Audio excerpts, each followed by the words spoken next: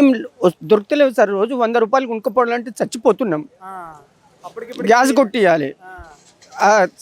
KCR sir ఉన్నప్పుడు 1000 రూపాయలు వచ్చేటి నాకు ఈ టైం వరకల్లా. ఇప్పుడు ఏం దొరుకుతలేవు. ఏం చేయాలి? ఇంటికాడికి పోతే కొట్లాట.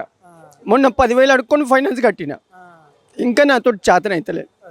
ఇప్పటికి 30 సంవత్సరాలు ఆటో నడిపేయవచ్చు.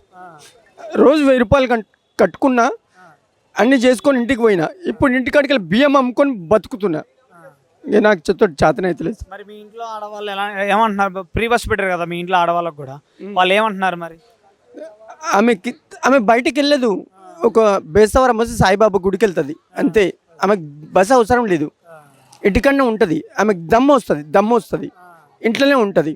నేను గోళీలు తేవాలనుకుంటే నాకు చేతన అవుతలేదు. అన్ని కష్టమవుతున్నాయి సార్. ఈ కాళ్ళు మొక్కుతాయి. ఏమన్నా చేసి ఆటో వాళ్ళకి ఏమన్నా సహాయం చేయమని. ఏం దొరుకుతలేవు సార్. ఏడుస్తున్నా.